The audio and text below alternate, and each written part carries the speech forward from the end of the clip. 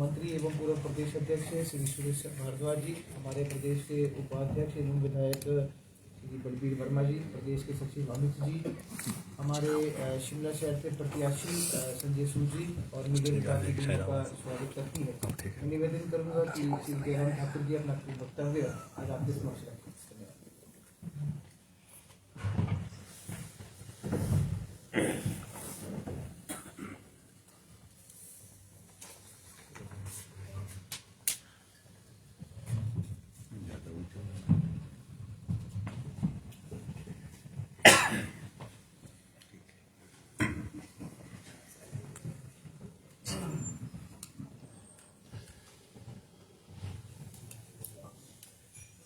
मित्रों, आज की इस पत्रकार वार्ता में आप सबका अभिनंदन है।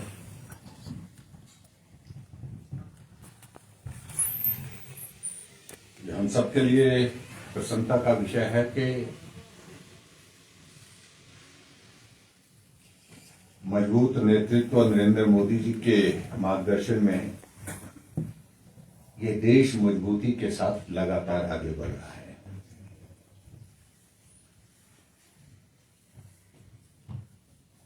मैं देश के यशस्वी प्रधानमंत्री नरेंद्र मोदी जी को विकसित भारत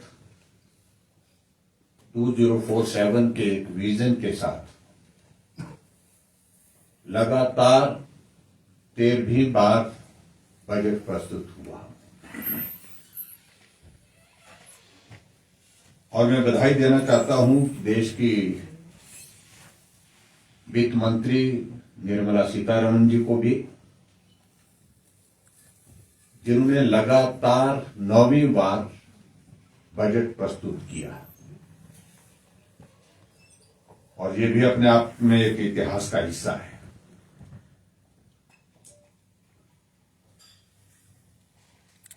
अब की बात का ये बजट 53,47,315 करोड़ रुपए का प्रस्तुत किया गया है और स्वाभाविक रूप से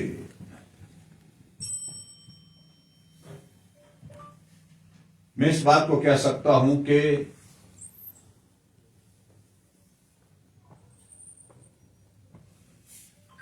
भारत एक मजबूत आर्थिक व्यवस्था के रूप में विश्व के मानचित्र पर सम्मानजनक स्थिति में खड़ा हुआ है।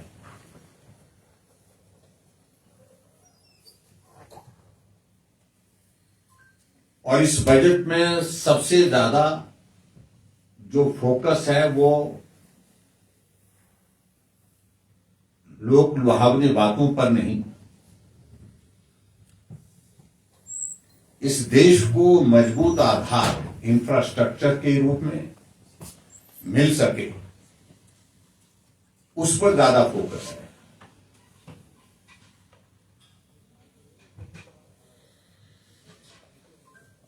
मित्रों, आप सब इस बात को जानते हैं कि 12 वर्ष पहले जब नरेंद्र मोदी जी देश के प्रधानमंत्री बने थे तो भारत की अर्थव्यवस्था एक फ्रजाइल इकोनॉमी के रूप में जानी जाती थी। यहां तक इस परिस्थिति हमारे सामने आ गई थी कि देश का सोना गिरवी रखने की नौबत आ गई। मैं किसी प्रधानमंत्री के बारे में कोई टिप्पणी नहीं करना चाहता हूं पूर्व की, लेकिन यह भी बात सत्य है कि देश के नहीं दुनिया के जाने माने अर्थशास्त्री देश के प्रधानमंत्री रहे, लेकिन भारत की अर्थव्यवस्था के बारे में उसमें बहुत बड़ी उम्मीद की जा रही थी कि मजबूती आएगी, लेकिन मजबूती आने के बजाय भारत की अर्थव्यवस्था वैश्विक स्तर पर नीचे की ओर धंसती दिखी गई।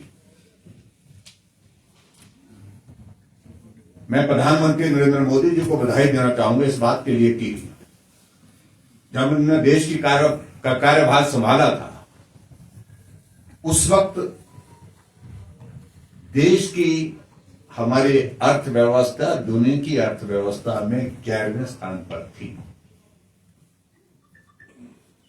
और आज भारत की इकोनॉमी, भारत की अर्थव्यवस्था दुनिया की अर्थव्यवस्था में चौथे स्थान पर आई।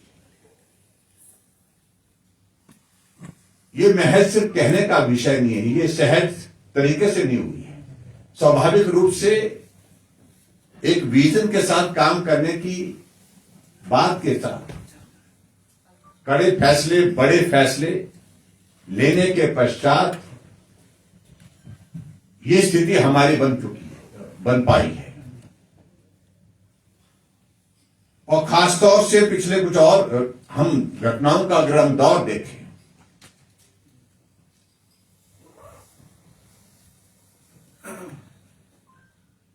कि जहां विश्व के स्तर पर एक अलग तरह का टैरिफ का दौर पूरे विश्व ने देखा, और जिसने उस वक्त बहुत सारे प्रश्न खड़े किए थे हमारे देश के अंदर भी,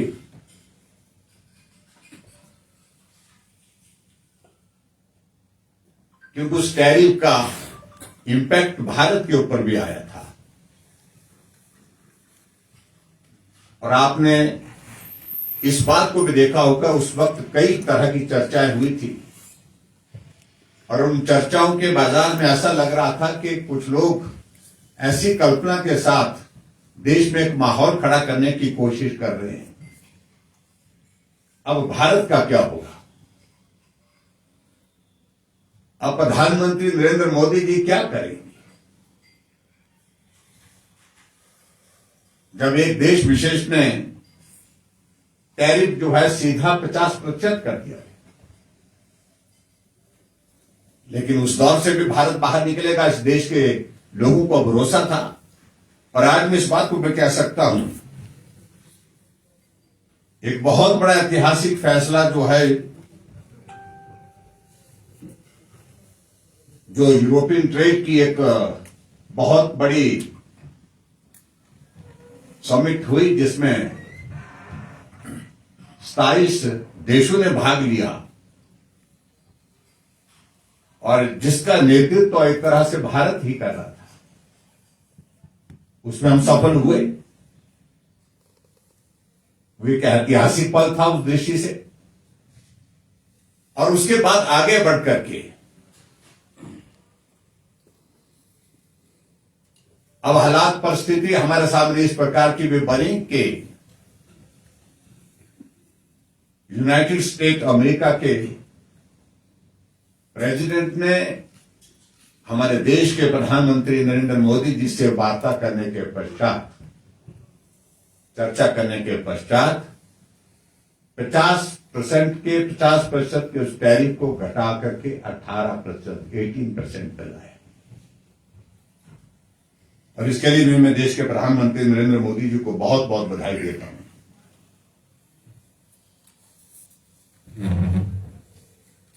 इसलिए इस बात को हम कह सकते हैं कि देश मजबूती के साथ आज पूरे दुनिया के मानचित्र पर जिस तरह से खड़ा है,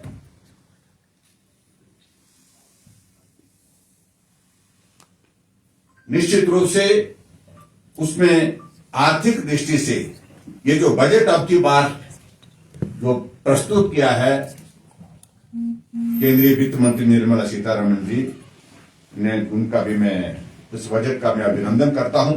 उनको मैं बहुत बहुत बधाई देता हूं। बहुत सारी चर्चाओं को लेकर के आजकल यहां प्रदेश के अंदर बातें हैं। मैं उन सारी चीजों को लेकर के सिलसिलेवार बाद में अगर बात करने की आवश्यकता रहेगी मैं करूंगा। लेकिन मैं इतना मैं जरूर कहना चाहता हूं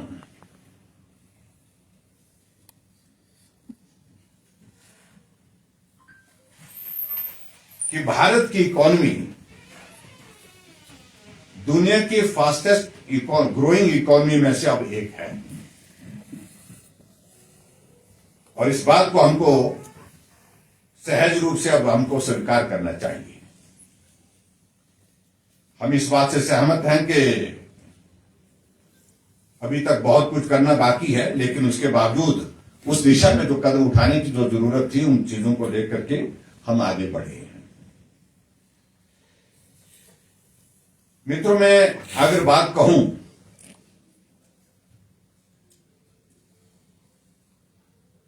हमारे केंद्रीय बजट की, उसमें 3-4 चीजों को लेकर के मैं विशेष तौर से आपके बीच में जिक्र करना चाहूंगा।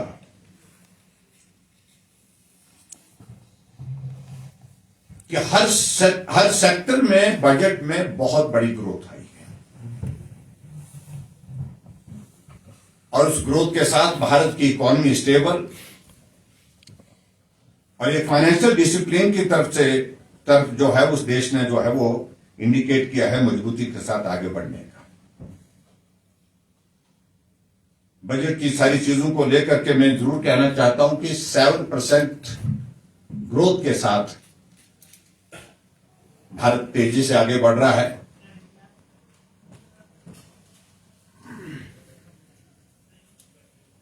और जो खासतौर से भारत को आत्मनिर्भर बनाने की दिशा में जो इस बजट में जो फोकस रहा है, उसमें मैं 5-7 सेक्टर के मैं जिक्र जरूर करना चाहूंगा।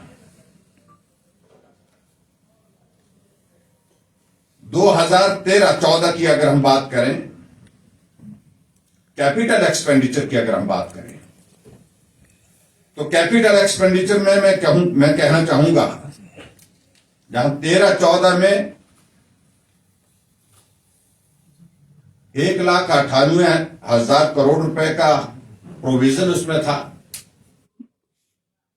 और 2026-27 के इस वर्तमान बजट में वो बढ़ करके, जिसमें 6 टाइम इंक्रीज के साथ इसको जो है 12,20,000 करोड़ के लगभग इसको पहुंचाया गया। एक बहुत बड़ी इंक्रीज जिसको हम कह सकते हैं। अगर हम डिफेंस सेक्टर की बात कर रहे हैं कि आज की तारीख में इस बात की आवश्यकता भी महसूस हो रही है और आवश्यकता के साथ साथ में इस सेक्टर पर आदरणीय प्रधानमंत्री नरेंद्र मोदी जी ने फोकस किया है और उस फोकस में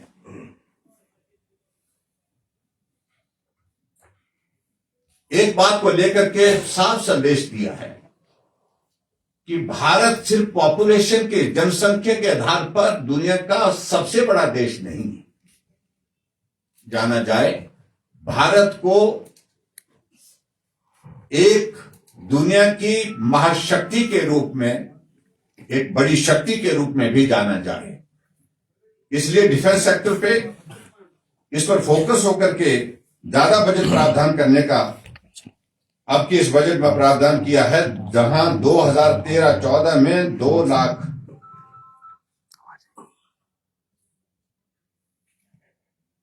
करोड़ के लगभग जो बजट प्रावधान था इसमें डिफेंस में, और अब की बार इसमें 7,85,000 करोड़ रुपए का बजट प्रावधान करके जो है वो इंक्रीज जो है 287% इंक्रीज है और 4 गुना जिसको मैं कह सकता हूं बढ़ोतरी की गई है। क्योंकि देश की रक्षा का विषय जहां आता है वहां कोई कॉम्प्रोमाइज नहीं किया जा सकता है। इस बात को लेकर के बड़ा साफ और बड़ा स्पष्ट हमारे देश के प्रधानमंत्री नरेंद्र मोदी जी ने कहा है। इसके अलावा आगे बढ़कर के अगर हम एग्रीकल्चर सेक्टर, इस देश की आबादी का लगभग 75 to 80% के लगभग जो है गांव किसान जो है वो पॉपुलेशन का जो हिस्सा जो किसान के रूप में गांव में रहता है, उस सेक्टर को मजबूत करने की जरूरत महसूस की गई है पहले से भी। और 2013-14 में जो बजट 27,000 करोड़ रुपए था,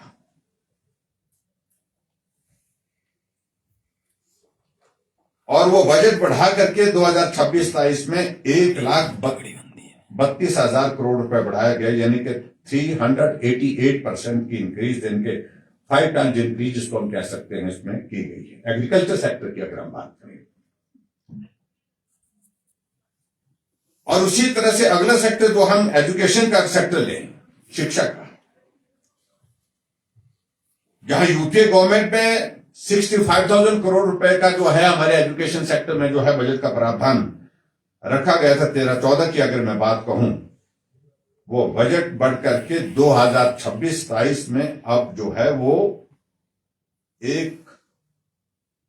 1,39,290 करोड़ रुपए के लगभग पहुंचा है, यानी कि ये दुगने से ज्यादा इंक्रीज हुई है।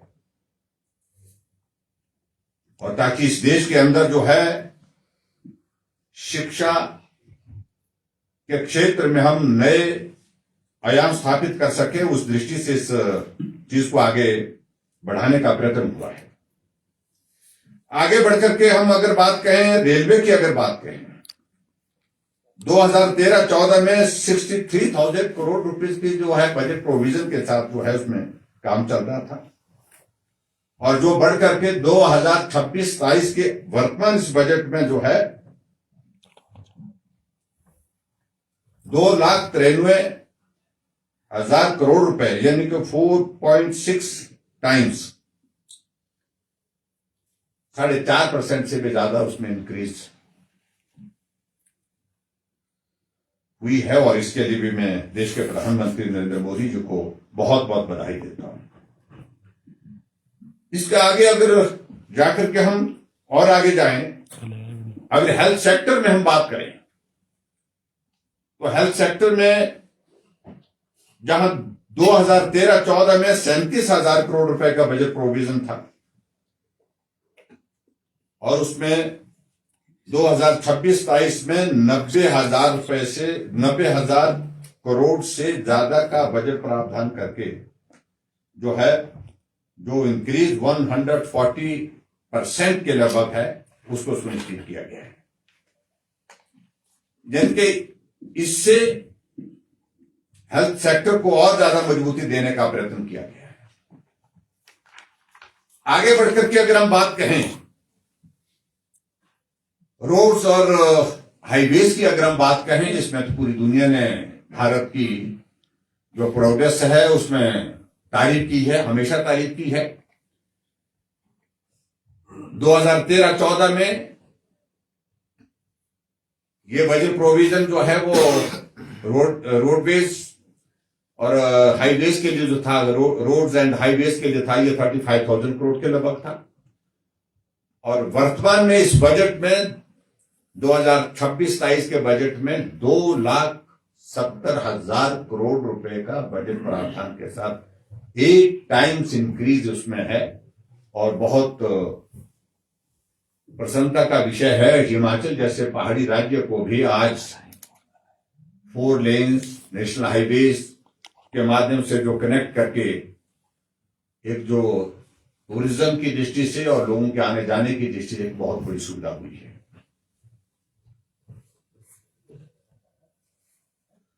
अगर हम इंफ्रास्ट्रक्चर ओवरऑल पुश की अगर हम बात कहें 2013-14 में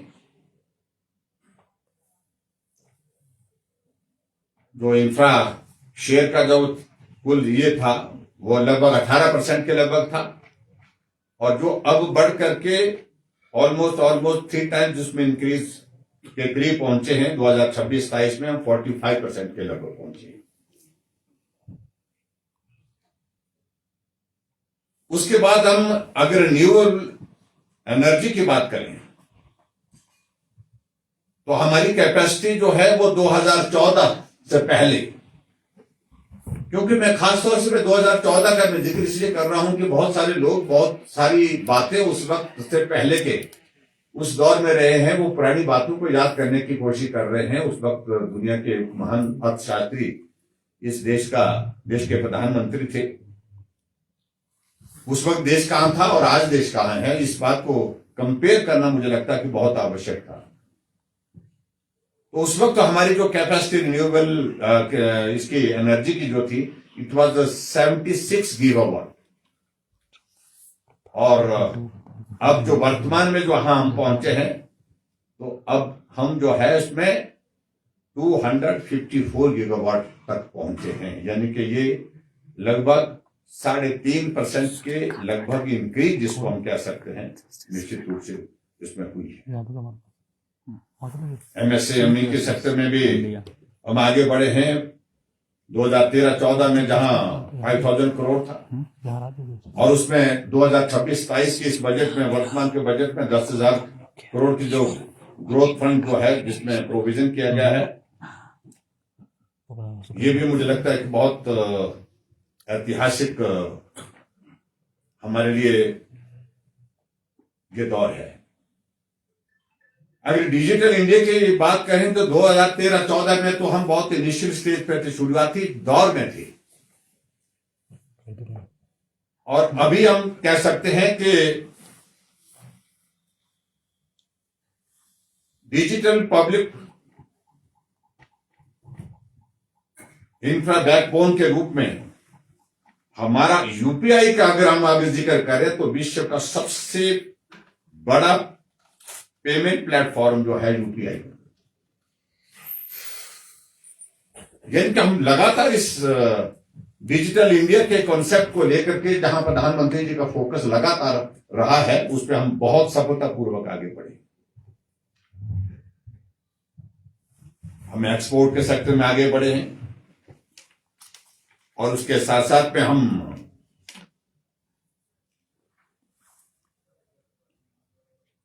वुमेन वर्कफोर्स के पार्टिसिपेशन की अगर हम बात करें तो उसमें भी एक साइजेबल इंक्रीज हुई है।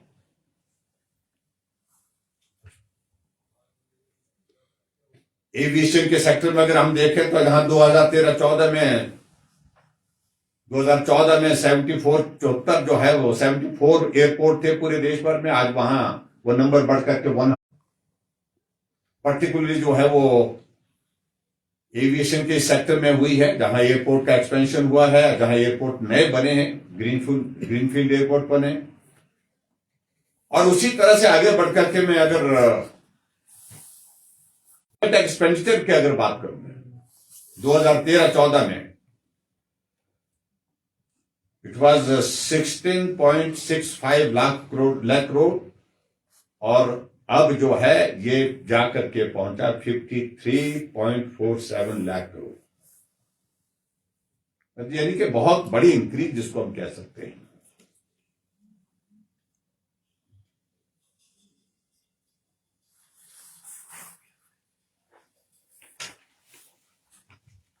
हम हेल्थ सेक्टर में अगर ऑल इंडिया मेडिकल इंस्टीट्यूट का जिक्र करें तो 7 एम जो है 2013-14 तक थे। अब ऑल इंडिया मेडिकल इंस्टीट्यूट का नंबर जाकर के बढ़ करके जो है वो 23 पहुंचा है, 23 बना है, 16 की इसमें इंक्रीज हुई है। तो स्वाभाविक रूप से बहुत बड़ा जो इंफ्रास्ट्रक्चर को स्ट्रेंथन करने की दृष्टि से जो फोकस रहा प्रधानमंत्री नरेंद्र मोदी जी का, उसमें हम सफल हुए।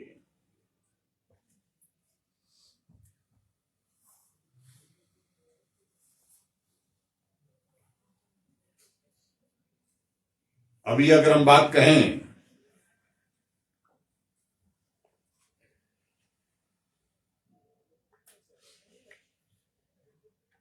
2026-27 के जो हमारे पूंजीगत व्यय को बढ़ाने की अगर हम बात करें, उस पर बल दिया गया है।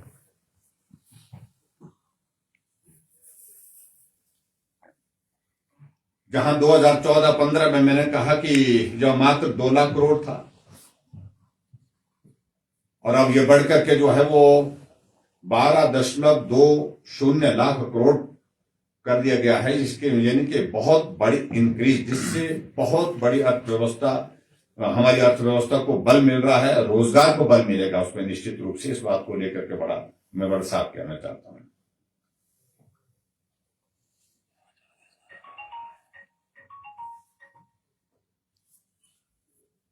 और खास तौर से मैं इस बात को जिक्र में जरूर करना चाहता हूं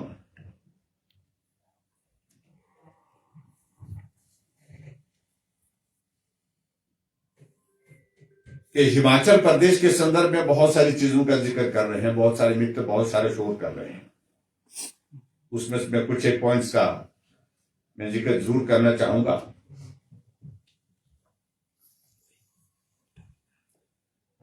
जहां तक हिमाचल प्रदेश के लिए जो केंद्रीय करों में जो हिस्सेदारी, जो टैक्स डेवल्यूशन का अनुपात जो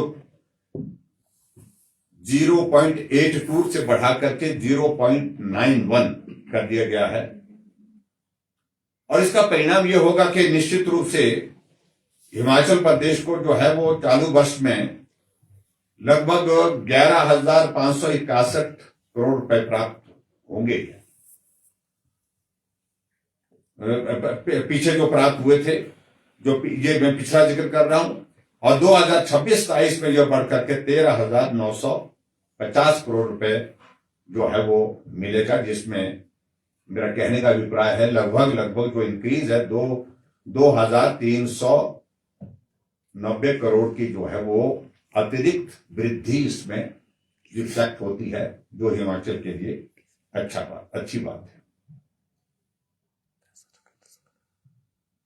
और दूसरी बात मैं ये भी कहना चाहता हूं, जो ईएपी के जो हमारे प्रोजेक्ट्स हैं, उसमें हिमाचल प्रदेश को लगभग 1,500 करोड़ रुपए जो है वो और मिलेंगे आने वाले इस फाइनेंशियल ईयर में 2026-27 में। ये भी हिमाचल प्रदेश के लिए मैं समझता हूं कि बहुत बड़ा उस दृष्टि से राहत होगी, बहुत बड़ी राहत होगी। और मुझे इस बात को लेकर के प्रसन्नता है कि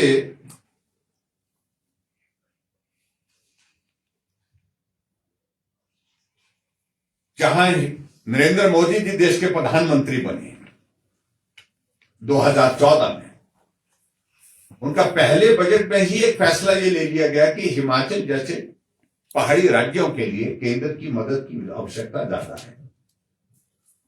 इसलिए सेंटर स्पॉन्सर्ड स्कीम्स के लिए जो बजट प्रोविजन पहले 60-40 के रेशो में किए जाते थे बहुत सारी, और बहुत सारी स्कीम ऐसी भी थी जहां पर 50-50 भी था, लेकिन उन्होंने तय किया कि हिमाचल ऐसी परिस्थिति में नहीं है, वहां की आर्थिक स्थिति, भौगोलिक परिस्थिति को देखते हुए उन्होंने कहा कि 90% केंद्र देगा और 10% स्टेट बियर करेगा।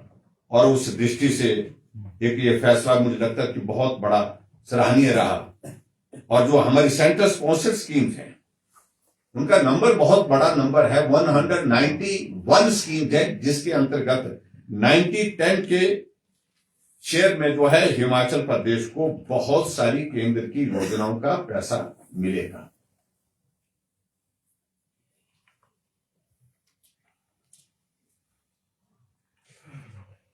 इसके अतिरिक्त मैं आगे बढ़कर के बात कहूं,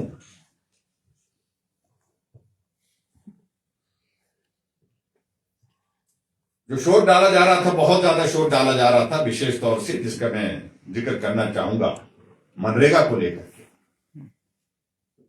सिर्फ नाम ही परिवर्तन किया है, नाम परिवर्तन करने के सिवाय बड़ा परिवर्तन नहीं है।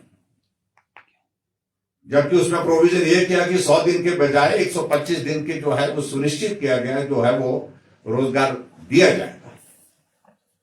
और नाम परिवर्तन के साथ सिर्फ एक ही चीज को लेकर उसमें क्या है कि सिर्फ रोजगार ही नहीं, रोजगार के साथ साथ में विकास के हमारे बहुत सारे जो इस प्रकार के काम हो जो जमीन पर दिखे, असेट क्रिएट हो, इस बात को सुनिश्चित किया गया।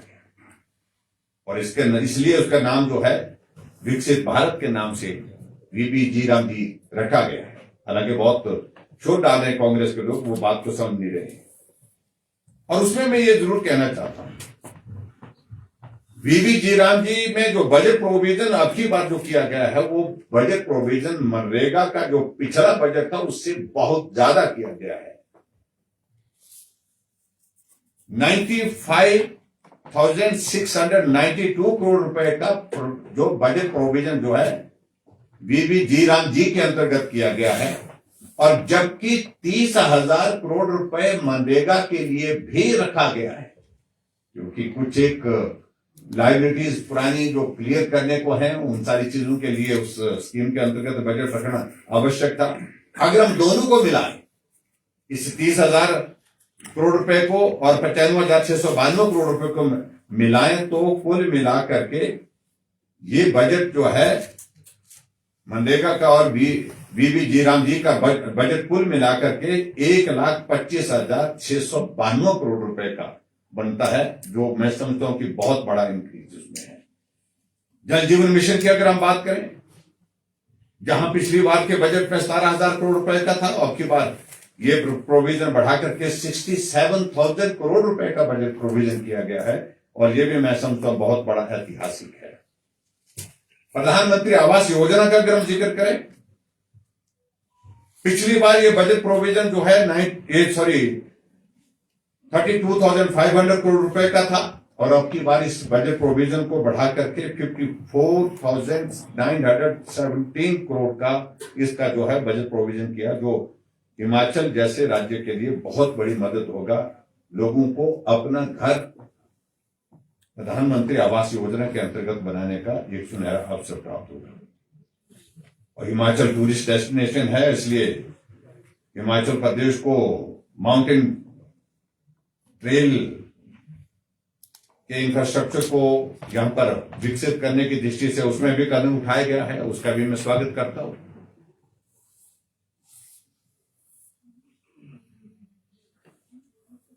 और सबसे बड़ी बात मुझे यही कहने की है इसमें कि ये बजट केंद्रीय बजट है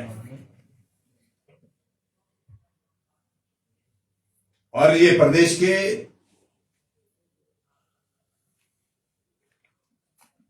हितों को ध्यान में रख करके किया जाता है, लेकिन एक विशेष प्रदेश के हित में ही बजट होगा केंद्र का, ये आकलन करना कतई भी ठीक नहीं है, उचित नहीं होगा। प्रदेश के अंदर विकास के लिए जो चीजें करने की हैं, वो उसके लिए स्टेट का बजट स्टेट गवर्नमेंट जो है प्रस्तुत करती है, उसमें प्रावधान करें। लेकिन केंद्र के बजट में खासतौर से मैं जिक्र करना चाहूंगा कि केंद्र में एक फाइनेंशियल डिसिप्लिन को फोकस किया है, देश में इंफ्रास्ट्रक्चर को स्ट्रेंथन करने के लिए फोकस किया गया है, देश की सुरक्षा को सुनिश्चित करने के लिए बजट फोकस किया गया है।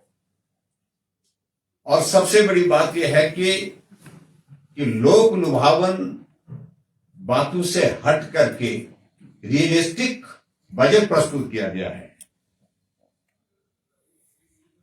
और इसके अतिरिक्त में जो चीजें मैं थोड़ा सा स्टेट की तरफ से कुछ चीजों का और मैं जिक्र करना चाहूंगा।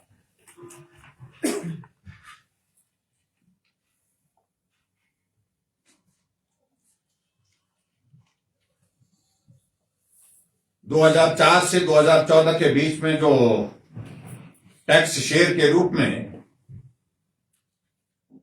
12,639 करोड़ रुपए और 2014 से अब तक अगर हम बात करें, जो टैक्स शेयर हिमाचल प्रदेश को मिला है नरेंद्र मोदी जी की सरकार बनने के पश्चात, वो 62,000 करोड़ रुपए के लगभग मिला है। यानी कि मेरा कहने का मतलब है हिमाचल प्रदेश को लगभग 5 गुना ज्यादा पैसा एज कंपेयर टू 2004 से 2014 तक मनमोहन सिंह जी की सरकार में जो यूपी की गवर्नमेंट में, और 2004 से 2014 से जो 14 तक जो है इसमें जो गारंटी रेट 50,298 करोड़ रुपए की हिमाचल प्रदेश को मिली थी। 50,298 करोड़, ये आंकड़े इंपॉर्टेंट है, इसलिए मुझे थोड़ा सा समय लग रहा है। आप मेरे साथ सहयोग करेंगे ऐसे मैं उम्मीद करता हूं। और उसके बाद 2014 के बाद 10 साल के कार्यकाल में अगर हिमाचल प्रदेश में अगर हम ग्रांटिंग एड की अगर बात करें तो 1,41,619 करोड़ रुपए, और ये 3 गुना ज्यादा है, 3 टाइम्स इंक्रीज इसमें है।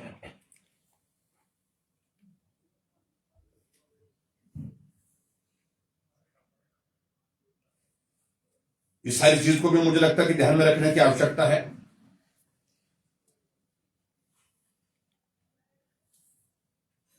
और 16वें वित्त आयोग के हिसाब से हिमाचल प्रदेश के लिए हर 5 साल में जो टैक्स डेवल्यूशन का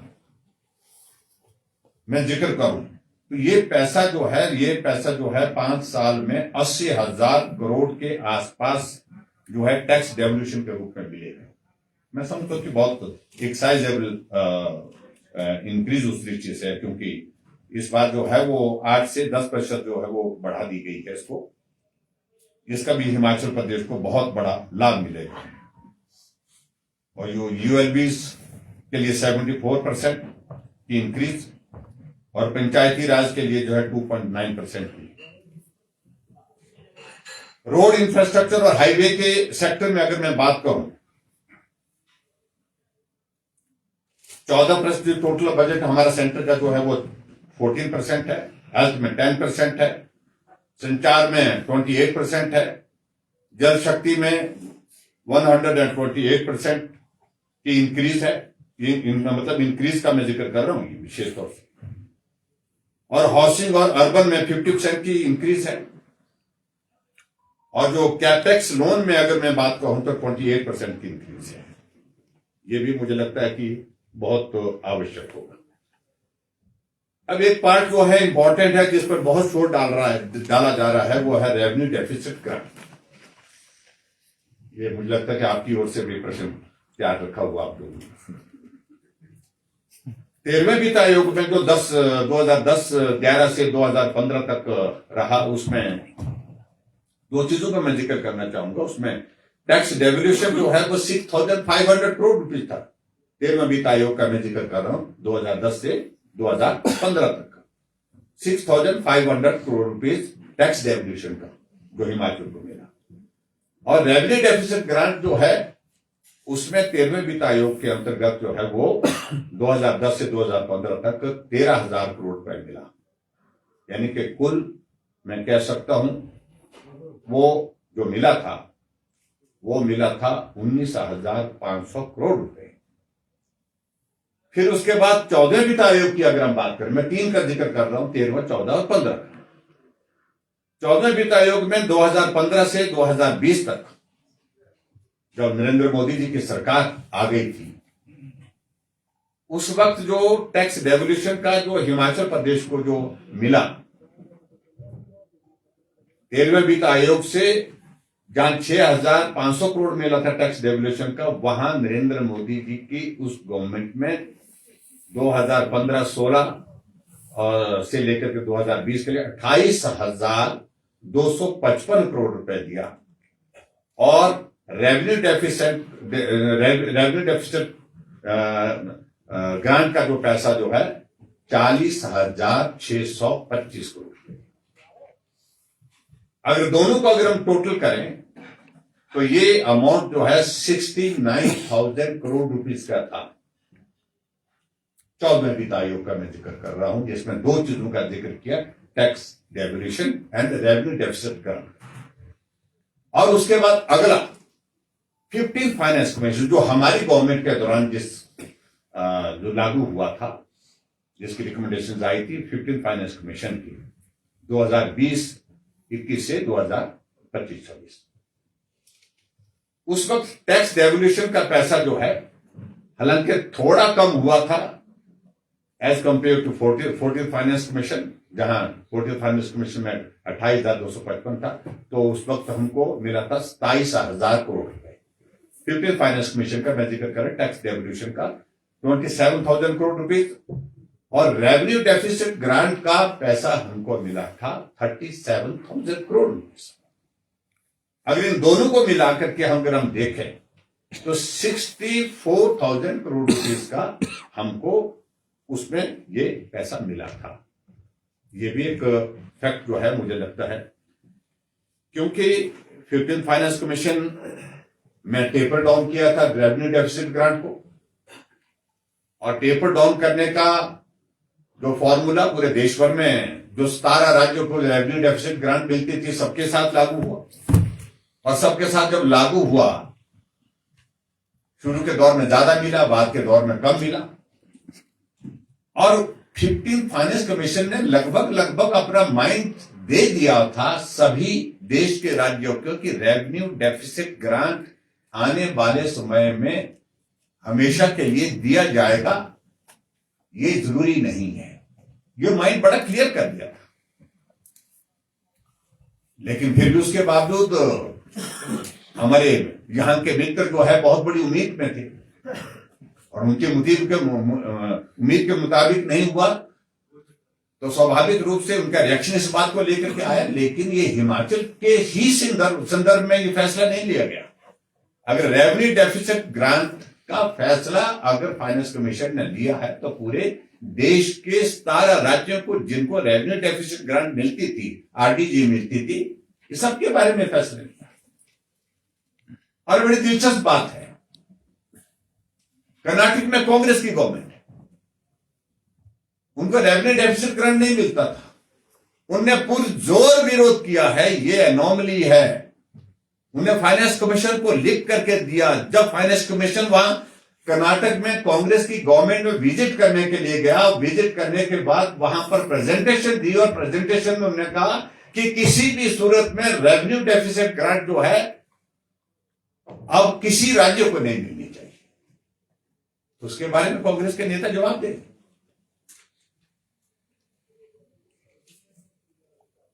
क्योंकि ये उनका कहना था कि ये एक एनोमली है, सभी राज्यों को बराबर का हिस्सा, यानी कि बराबर के एक नजर से देखना चाहिए। ये वहां के कर्नाटक की कांग्रेस गवर्नमेंट का प्रेजेंटेशन फाइनेंस कमीशन के सामने था, 16 फाइनेंस कमीशन के सामने, और उन्हें लिखित रूप से भी इस बात को दिया। ये भी बड़ा स्पष्ट मैं कहना चाह रहा हूं। इसलिए हमारे कांग्रेस के मित्र उनसे भी पूछे इस बात को लेकर कि भाई आखिरकार ये सारा हुआ है तो कांग्रेस के लोग भी इस बात से सहमत थे वहां पर, मतलब कांग्रेस के लोगों ने रिकमेंड किया कि बंद होना चाहिए, जबकि हम बंद होने पर टिप्पणी नहीं कर रहे।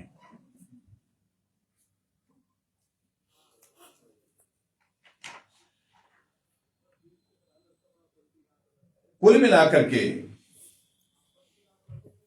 अगर मैं बात कहूं,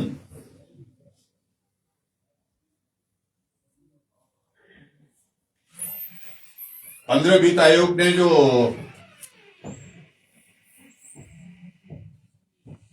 2021 से 2026 की अवधि के लिए कुल 2,94,514 करोड़ रुपए का जो राजस्व घाटा रेवेन्यू डेफिसिट का जो जिक्र आया था, उसके संदर्भ में सुझाव भी दिए थे 15 फाइनेंस कमीशन की। अगर मैं बात करूं,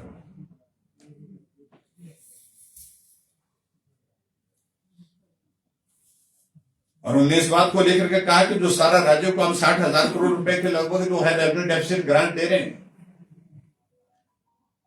ये आने वाले समय में कठिन होगा। और लेकिन उसके बावजूद प्रदेश की सरकार ने इन सारी चीजों को लेकर के मुझे लगता है कि बहुत बड़ा संज्ञान नहीं लिया। और मैं इस बात को मैं दावे के साथ कह सकता हूं, प्रश्न उस वक्त भी खड़े हुए जब 15 फाइनेंस कमीशन हिमाचल प्रदेश में आया था, उस वक्त भी रेवेन्यू डेफिसिट ग्रांट पर बहुत डिटेल में डिस्कशन हुई थी। लेकिन हमने अपना पक्ष बहुत प्रभावी ढंग से रखा, और प्रभावी ढंग से रखने के कारण हम उसमें अपनी बात को मनाने में सफल हुए।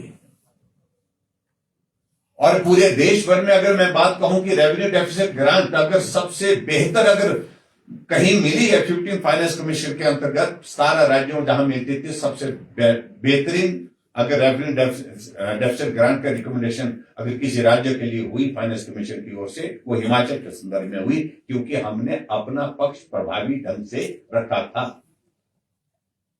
तो प्रश्न पैदा होता है कि 16 फाइनेंस कमीशन के सामने आपने अपनी बात को प्रभावी ढंग से क्यों नहीं रखा? प्रदेश की वित्तीय स्थिति को लेकर के, सारे हालात को लेकर के, इन सारी बातों को लेकर के भी एक प्रश्न खड़ा होता है।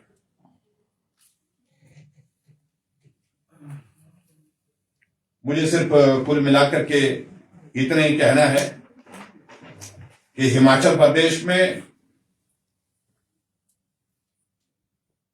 आदरणीय प्रधानमंत्री नरेंद्र मोदी जी ने जो बजट के माध्यम से जो मदद जिस रूप में पूरे देश भर में सभी राज्यों को मदद मिली है, उसी के अनुरूप हिमाचल प्रदेश को मिली है, और हिमाचल प्रदेश को और भी ज्यादा।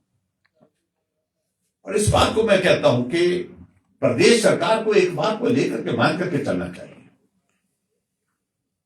कि आज हिमाचल प्रदेश में अगर विकास के कार्य हो रहे हैं तो मेजॉरिटी पैसा वो पैसा है जो केंद्र सरकार के द्वारा हिमाचल प्रदेश को दिया जा रहा है। जैसे प्रधानमंत्री ग्राम सड़क योजना, जिससे सड़कें बन रही हैं, जैसे CIRF का पैसा, जिससे सड़कें बन रही हैं, पुल बन रहे हैं, जिससे जैसे कि नाबार्ड का पैसा, जिससे जैसे कि वर्ल्ड बैंक का पैसा, ये सारी चीजें जो है वो केंद्र सरकार के सहयोग से हिमाचल प्रदेश में हो रही है। नेशनल हाईवे बन रहे हैं, रेलवे के लिए पैसा हिमाचल प्रदेश में। ऐसी सारी चीजों को लेकर के जब हिमाचल प्रदेश में ज्यादातर डेवलपमेंट के काम अगर हो रहे हैं तो केंद्र सरकार के सहयोग से हो रहे हैं। ऐसे में केंद्र सरकार के प्रति अपनी भाषा मुझे लगता है कि संयम के साथ रखनी चाहिए और ठीक प्रकार से उनको जो है अपना पक्ष रखना चाहिए केंद्र सरकार के समक्ष में, ताकि केंद्र और भी ज्यादा मदद करने के लिए हिमाचल प्रदेश के लिए मन बनाए रखे। और खासतौर से एक चीज को लेकर के जो बात कही जा रही है रेवेन्यू डेफिसिट ग्रांट के संदर्भ में, मुझे सिर्फ इतना ही कहना है। जब पिछले फाइनेंस कमीशन 15 फाइनेंस कमीशन में लगभग बड़ा इंडिकेट स्पष्ट कर दिया था कि रेवेन्यू डेफिसिट ग्रांट जो है बहुत लंबे समय तक नहीं चल पाएगी, तो उनको अपनी प्रिपरेशन करनी चाहिए थी। और मैं हिमाचल प्रदेश के मुख्यमंत्री जी से इस बात के लिए मैं जरूर कहना चाहता हूं, आपने बहुत सारे फॉर्मूलास इस प्रदेश के लोगों के सामने रखे हैं। ये 2027 में हिमाचल प्रदेश आत्मनिर्भर होगा, इस बात को आपने एक बार या अनेकों बार कहा है। आप उस दिशा में आगे बढ़े, आपके उसमें क्या विजन्स हैं, क्या आपने सोच रखी, क्या तरीका आपने उसके लिए सोचा है, उसको स्पष्ट करें। हिमाचल पूरा उस सारी बात का इंतजार कर रहा है, बेसब्री से इंतजार कर रहा है। आपने कहा कि हिमाचल प्रदेश 2032 में देश का सबसे अमीर राज्य होगा, ये भी कहा है, सबसे आर्थिक दृष्टि से सबसे मजबूत राज्य होगा। उसका फॉर्मूला क्या है, उस विजन को आप लागू करें, उस विजन को आप प्रदेश की जनता के समक्ष रखें। और ये अनावश्यक रूप से खासतौर से दो चीजों का जिक्र आप करते करते आपने 3 साल निकाल दिए, एक तो रेवेन्यू डेफिसिट ग्रांट का और दूसरा जिक्र आपने हिमाचल प्रदेश में जो जीएसटी कंपनसेशन का, जीएसटी कंपनसेशन के बारे में, जीएसटी कंपनसेशन के बारे में डे 1 से क्लियर, जीएसटी तब लागू हुआ जब हिमाचल प्रदेश में कांग्रेस पार्टी की सरकार थी। जीएसटी काउंसिल की बैठक में एनोनिमस एक डिसीजन हुआ कि जीएसटी कंपनसेशन जो है वो 2017 जून में लागू जब हुआ तो उसमें फैसला लिया कि जीएसटी कंपनसेशन जो है it will continue for 5 years only. और 2022 जून में वो पूरा हो गया 5 साल का कार्यकाल। उसके बाद जीएसटी कंपनसेशन पूरे देश के सभी राज्यों के लिए बंद हुआ, क्योंकि जीएसटी काउंसिल का फैसला था और उस फैसले का क्या हिस्सेदारी में कांग्रेस की गवर्नमेंट उस पर थी हिमाचल प्रदेश। उस पर प्रश्न खड़ा करने की आवश्यकता नहीं। जब आपको मालूम था कि जीएसटी कंपनसेशन हिमाचल प्रदेश में 5 साल के बाद बंद होगा, जब आपको मालूम था रेवेन्यू डेफिसिट ग्रांट के बारे में 15 फाइनेंस कमीशन ने अपना माइंड बड़ा क्लियर कर दिया था कि बहुत लंबे समय तक नहीं चलेगी, लेकिन उसके बावजूद भी आपने गारंटियां दी और उन गारंटियों की जिम्मेवारी आपकी है, ना कि केंद्र सरकार की है। और गारंटियों की वजह से आपने हिमाचल प्रदेश की अर्थव्यवस्था को तहस नहस कर दिया। अच्छा होता अगर जब मुख्यमंत्री का कार्यभार संभाले फाइनेंस डिपार्टमेंट का उनने प्रेजेंटेशन लिया और प्रदेश की आर्थिक स्थिति उनके सामने जब स्पष्ट हो गई, उनको पहला काम यही करना चाहिए था कि चुनाव जीतने के लिए हमने ये 10 गारंटियां दे दी, वो गारंटियां दे दी तब तक हमको प्रदेश की आर्थिक स्थिति के बारे में बहुत ज्यादा जानकारी नहीं थी। अब हमको जानकारी हो गई। हम हाथ जोड़ करके माफी मांगते हैं कि ये 10 गारंटियां हम पूरी नहीं कर पाएंगे। ये अगर पहले ही कह देते तो मैं समझता हूं कि उनके लिए बहुत सुविधाजनक स्थिति होती। एक तरफ से हर रोज कहते हैं कि गारंटियां पूरी कर दी, गारंटियां पूरी नहीं हुई है। गारंटियां पूरी कर देंगे जो बची हुई है। अभी की स्थिति यह है कि सभी की सभी गारंटियां खड़ी हैं। और दूसरी तरफ हालात ये बन गए कि आने वाले समय में कर्मचारियों को सैलरी देना, पेंशन देना और प्रदेश विकास की बात तो भूल ही रहा है। अब ऐसे हालात बन गए। ये एक बहुत बड़ी चुनौती हमारे सामने है। इसलिए हिमाचल के संदर्भ में अब जो पॉलिटिकल एजेंडे के साथ जो काम करने की बातें की जा रही है, और सुना मैंने कि एक विशेष सत्र आयोजित करने की भी एक योजना है, वो सिर्फ राजनीतिक मकसद से है। उसमें ईमानदारी अगर होती तो पहले दिन से स्पष्ट हो जाती चीजें।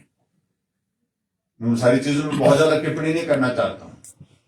आज हमारी स्थिति यह है कि हिमाचल प्रदेश में कल से विधायक प्राथमिकता की बैठकें शुरू हो रही है, लेकिन विधायक क्षेत्र विकास निधि बंद है। ट्रेजरी पर रोक लगा दी गई है। दूसरा बजट सत्र, अगला बजट सत्र शुरू होने वाला, अभी तक 2 इंस्टॉलमेंट आपने जारी किया, उसमें से भी बहुत सारा पैसा ट्रेजरी से रिलीज नहीं किया। आपने ऐच्छिक निधि जो विधायकों को देते हैं उस पर भी रोक लगा दी है, वो भी बंद कर दी है। विधायकों की जो स्कीमें हैं, जिन स्कीमों के अंतर्गत वो अपने विधानसभा क्षेत्र में विकास के लिए काम करने के लिए विधायक प्राथमिकता की बैठक में जाते हैं, उस पर भी हम फैसला लेंगे। आज शाम को विधायक दल की बैठक का विचार करेंगे। बैठक में जाना है कि नहीं जाना है, क्या करना है, क्योंकि हमारे कहने पर विधानसभा क्षेत्र में कोई विकास कार्य नहीं हो रहा है। अगर कहीं हो रहा है तो चुनिंदा कुछ कांग्रेस के विधायकों के क्षेत्र में। अब तो विधायकों की स्थिति, वहां पर मंत्री की स्थिति इस प्रकार की बन गई, वो भी कहने लगे कि हमारे कहने पर भी कुछ नहीं हो रहा है। इन सारे हालात के लिए अगर प्रदेश में अगर कोई जिम्मेवार है तो कांग्रेस की वो झूठी गारंटियां सिर्फ सत्ता को हासिल करने के लिए वो जिम्मेवार हैं। और कांग्रेस पार्टी का वर्तमान नेतृत्व जो इस प्रदेश की अर्थव्यवस्था को तहस नहस करके चला गया है। इतना ही मुझे कहना है। बहुत बहुत धन्यवाद। मेरी बात लंबी हो गई, मुझे लगता है कि सारे पॉइंट्स आपके। और सर, पंचायती राज चुनावों को लेकर सरकार ने सुप्रीम कोर्ट का दरवाजा खटखटाया है। आप सरकार के इस डिसीजन को किस तरह देखते हैं? हम इस बात को लेकर के पहले दिन से ही बड़ा स्पष्ट कर चुके हैं कि हार की डर के कारण चुनाव नहीं कराए जा रहे और डिजास्टर एक्ट का हवाला दे करके चुनाव टालने का प्रयत्न किया जा रहा है। मामला आखिरकार हाईकोर्ट में गया। हाई कोर्ट ने डायरेक्शन दी, हाई कोर्ट ने फैसला दिया 28 फरवरी तक आप सारी कोर्ट फॉर्मेलिटीज पूरी करें चुनाव के लिए जो आवश्यक है, और 30 अप्रैल से पहले हिमाचल प्रदेश में चुनाव कराएं। और जिसको एक बार तो प्रदेश की सरकार ने स्वीकृत कर दिया, कह दिया कि हाँ, हम 30 अप्रैल से पहले चुनाव कराने के लिए तैयार हैं। लेकिन साथ ही दूसरी तरफ से मुख्यमंत्री एक टिप्पणी करते हैं कि हाईकोर्ट का यह फैसला जो है आर्बिट्रेरी है, यानी कि मनमाना फैसला, जिसको आर्बिट्रेरी का शब्द अगर मैं हिंदी में कहूं तो मनमाने तरीके से फैसला दिया गया है। ये बहुत गंभीर टिप्पणी हाई कोर्ट के ऊपर मुख्यमंत्री जी ने की है, जो कंटेम्प्ट ऑफ कोर्ट की परिधि में आती है। और हम मान करके चल रहे थे कि चुनाव होंगे, लेकिन अब यह फैसला कर दिया कि अब चुनाव नहीं होंगे। चुनाव को रोकने के लिए सुप्रीम कोर्ट में जाया जाए। अब सुप्रीम कोर्ट में, अब मैं सिर्फ इतना ही कहना चाह रहा हूं कि सुप्रीम कोर्ट में जाकर के अपना पक्ष वो रखने की कोशिश करेंगे। मैं उम्मीद करता हूं कि न्याय मिलेगा और हिमाचल प्रदेश के इतिहास में ये पहली बार ऐसी स्थिति पैदा हो गई कि पंचायत के चुनाव स्थगित कर दिए, पंचायत में जो है वो एडमिनिस्ट्रेटर लगा दिए गए। यानी कि जो हमारे लोकतंत्र की सबसे मूल इकाई है उसको एक तरह से पूरी तरह से तहस नहस कर दिया, बर्बाद कर दिया, तबाह। सर, जो विशेष सत्र बुलाने की तैयारी हो रही है, अगर वो हो जाता है तो आप लोग जाएंगे उसमें, क्योंकि वो आरडीजी ग्रांट वगैरह उसी पे ही होगा? देखिए, उसमें हम सारी चीज को लेकर के विचार करेंगे। हमारी भी आज विधायक दल की बैठक है आज शाम को, उस पर हम विचार करेंगे, चर्चा करेंगे, उसके बाद फैसला देंगे। लेकिन जहां सत्र बुलाएंगे तो चर्चा करने की बात होगी, तो चर्चा करने के लिए हम जाएंगे। हम बोलेंगे कि आपने जो सारे फॉर्मूले बता के रखे हैं कि 2027 में ये प्रदेश का जो आर्थिक जो दौर जो है वो खराब जो चल रहा है वो पूरा समाप्त हो जाएगा, अच्छा दौर शुरू होगा, यानी कि हिमाचल प्रदेश आत्मनिर्भर राज्य बन जाएगा। 2032 में फिर आपने कहा कि देश का सबसे समृद्ध राज्य बनेगा। उन सारी चीजों पर अमल करें। आज के हालात क्या आवश्यकता है ये कि जो आपके विजन में अगर ऐसी चीजें हैं जो आपने छुपा के रखी है तो उनको जाहिर करें, ताकि ये प्रदेश में जो है वो लोगों को भी मालूम पड़े कि आपका विजन क्या है। सर, जो ये एप्पल वाला जो इशू आ गया है, 27 कंट्री का आपने कहा, इसको mother of all agreement trades भी कहा जा रहा है, लेकिन इसमें सर जो हिमाचल 6,000 करोड़ की सेब की आर्थिकी है, तो बागवान इसका विरोध कर रहे हैं कि 50% से टैरिफ जो है वो घटा करके 20 और 25% कर दिया है। इस सारी चीज के लिए कमेटी को कॉन्स्टिट्यूट की गई है। मैं उम्मीद करता हूँ उस कमेटी के समक्ष हम भी अपनी बात पहुंचाने की कोशिश करेंगे। हम भी बात मंत्री से करेंगे, हिमाचल के बागवानों को नुकसान ना हो उस बात को सुनिश्चित करने की कोशिश। ठीक है सर। विधानसभा का विशेष सत्र आना है, बजट सत्र भी आना है, राज्यसभा का चुनाव भी आना है। पिछले कल मुख्यमंत्री ऊना थे, देखने को ये मिला उप मुख्यमंत्री और पीडब्ल्यूडी मंत्री साथ थे। मुख्यमंत्री से कल मुलाकात हो नहीं पाई। आज मुख्यमंत्री ऊना में जिस कार्यक्रम में गए, एक ही विधायक साथ था, वहां भी मुख्यमंत्री अकेले ही थे। जिस तरह से एक मंत्री ने अधिकारी के खिलाफ प्रिविलेज मोशन दिया है, सत्र से पहले इन स्थितियों को आप नेता विपक्ष के तौर पर किस तरह से देखते हैं? देखिए, सब तरह जो है व्यवस्थाओं का दौर आप देख रहे हैं किस तरह से अस्त व्यस्त हो गया है। मैं इन सारी चीजों पर अब कहना उचित नहीं समझता हूँ। मुझे लगता है कि मंत्री मुख्यमंत्री से नाराज, विधायक मुख्यमंत्री से नाराज, और प्रदेश की जनता मुख्यमंत्री से नाराज, उप मुख्यमंत्री मुख्यमंत्री से नाराज। अब खुश कौन है तो मुझे मालूम नहीं। ये एक बड़ा शोध का विषय है। एडिंग टू दिस ओनली, अभी हाल ही के दिनों में ब्यूरोक्रेसी पर बहुत चर्चाएं हो रही थी। डीसी मंडी के खिलाफ प्रिविलेज मोशन लाया गया है और सरकार के मंत्रियों ने भी अफसरों पर सवाल उठाए। सवाल तो अफसरों पर आप भी उठाते थे, तो ऐसे में आपको लगता है जो अफसरों के खिलाफ बयानबाजी और कार्रवाई की जा रही है वो सही है? मैं समझता हूं कि अगर कोई अधिकारी गलत करता है, कार्रवाई करने के पर्याप्त आपके अधिकार है। ये जनसभाओं में बोलना और सारी चीजों को लेकर के ये मुझे लगता है कि भाई ये आवश्यक नहीं है। ये अंदर की जो उनकी फ्रस्ट्रेशन है, अंदर का जो आपस में जो कोऑर्डिनेशन इनका तार हुआ पड़ा है, उसका एक जो है एक स्वरूप आप देखने को, हम सबको देखने को मिल रहा है कि बहुत कुछ जो कांग्रेस की गवर्नमेंट में ठीक नहीं चल रहा है। बहुत कुछ क्या, कुछ भी ठीक नहीं चल रहा है। और खासतौर से जो मंत्रियों की जो टिप्पणियां अधिकारियों के बारे में, उनके बारे में संज्ञान मुख्यमंत्री को लेना चाहिए था। उन सारी चीजों को लेकर के मुख्यमंत्री को बात करनी चाहिए था। फिर कोई इस तरह की घटना हुई होगी, मुझे मालूम नहीं। मैंने जानकारी हासिल भी की नहीं किसी से कि मंडी में उस दिन क्या घटना हुई। कहीं डिप्टी कमिश्नर वहां पर प्रेजेंट नहीं हो पाए होंगे, बाद में आए होंगे। ये जानकारी थोड़ा सा डिटेल में लेंगे, उसके बाद ही कुछ टिप्पणी इस पर करेंगे। लेकिन कुल मिलाकर के इस प्रकार से हमको तो गाली रोजाना देते हैं, लेकिन अब भड़ास अफसरों पर भी निकाल रहे हैं। मैं समझता हूँ ये एक स्वस्थ परंपरा नहीं है। क्या आपको लगता है प्रदेश में राजनीतिक स्थिरता बनी रहेगी? नहीं, ये तो पहले दिन से ही नहीं थी। सरकार चल कहाँ रही है, गिर पड़ करके चल रही है। सर, कहीं बात करें तो राज्यसभा चुनाव भी है और आप कह रहे हैं कि राजनीतिक अस्थिरता है, तो भाजपा किस प्रकार से स्ट्रैटेजी? अब सारे दुखों का जिक्र मत करो आप उनको पीड़ा दिए जा रहे हैं लगातार हर बात का जिक्र करके। मैं समझता हूँ इसकी बात बाद में ही करेंगे। राज्यसभा की सीट का चुनाव है, बहुमत कांग्रेस के पास है। लेकिन बहुमत पिछली बार भी था, परिणाम हमारे पक्ष में आया है। अब की बार हम नजर रखें